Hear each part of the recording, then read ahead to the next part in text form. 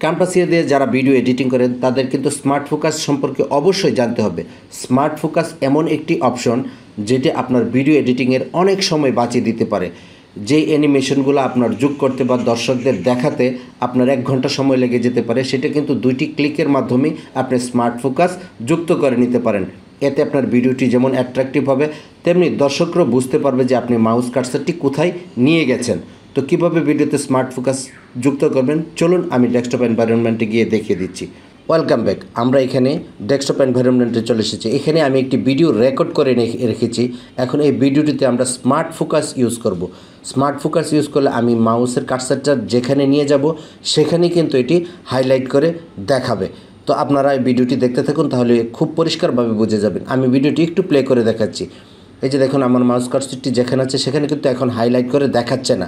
Smart focus যুক্ত করার পরে কিন্তু এটি হাইলাইট করে দেখাবে।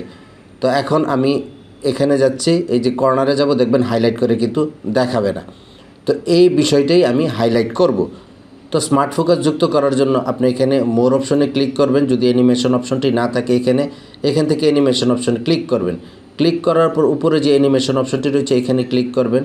ক্লিক করার পর এখানে নিচের দিকে চলে আসবেন। এই যে দেখুন স্মার্ট ফোকাস, এই স্মার্ট ফোকাসটিকে ড্র্যাগ করে টেনে এনে এই ভিডিওর উপর ছেড়ে দিবেন।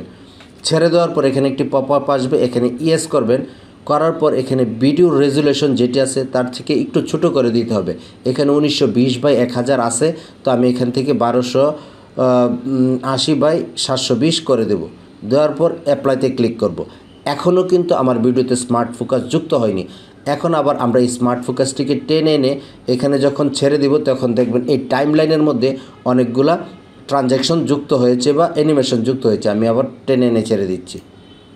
এই যে দেখুন এখানে আমার এই যে টাইমলাইনের মধ্যে যুক্ত হয়েছে। এখন দেখবেন আমার এই ভিডিওটা যদি প্লে করি, আমার কার্সরটি যেখানে যাবে সেখানে কিন্তু ফোকাস করে দেখাবে।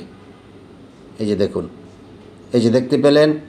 আশা করছি আপনারা বুঝতে পেরেছেন। আরেকটু দেখুন,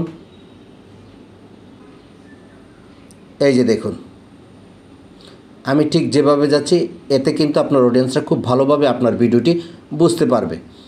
তো আশা করছি ভিডিওতে স্মার্ট ফোকাস কীভাবে যুক্ত করবেন সে বিষয়টি আপনারা বুঝতে পেরেছেন। ধন্যবাদ। এরকম আরও হেল্পফুল এবং ইনফরমেটিভ ভিডিও পেতে আমার চ্যানেলটিকে এখনই সাবস্ক্রাইব করে রাখার অনুরোধ করছি। ধন্যবাদ।